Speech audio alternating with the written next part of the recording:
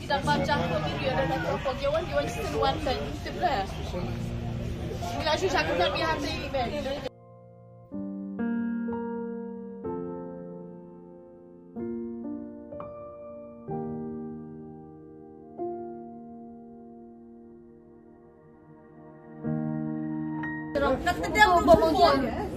Jadi bayang ini lah yaya ben lalu kan saya tersawut dan sedang sudah kila yaya jadi di jerong.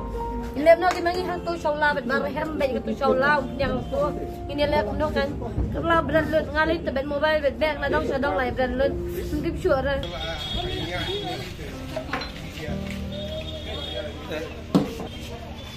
Kita ya dua kita bet kawang bet.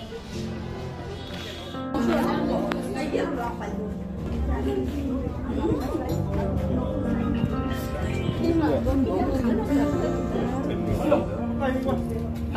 Kibri udang pun hantu bapak. Tapi sudah manu baru manu pemberung kita cuma pinjam minati nadian. Ini sudah hadir ni syong dari. Siapa ya syong? Kibri kayak gini. Tadi banyak layar mentah dong tay. Aduh syong langi syong kemudian lang tu. Kisah क्या ये? Kadang Kisah kesuan berapa jauh kami Itu dia ya layar tu. Ni layar kami sama Dia pelit kan. You isu itu layar kejap ni sedikit dong betul sebenarnya.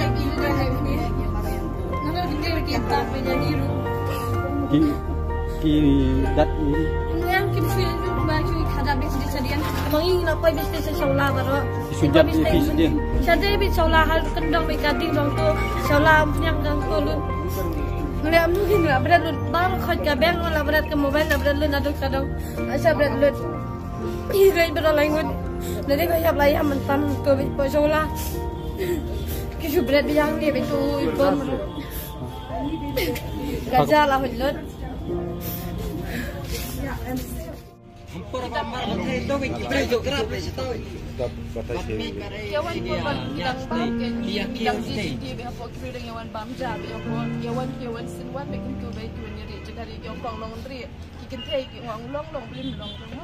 Jadi yawan niat baik tip curang orang labiang kang nama. Dah kia kang kia pelit bitai ke syata kia berat susah bikin bom. Ni leban nyat sa ko syata pemula tu. Itu bermanu berat tapi sport. Sport gawang nak bom. Nak sana kan? Kulit kan? Ada kulit kan? Kulit kan benar. Gini kidan kibaya bamja, kidan kibaya bamja tu yang hidang ada jingking dayawan bamja, kidan yawan bamja mo. Dia kalau ni don tengah ikut yawan sesuatu bikin tu. Yang niat baik direct lagi, halu orang tu punya ngilah.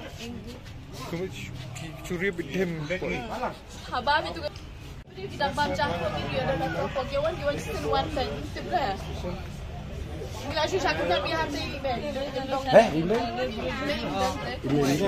Ini yang tu dia shaula, syong itu shaula. Tapi ini yang sangat ben tak kue. Iban yang niat ben ini hutul lah.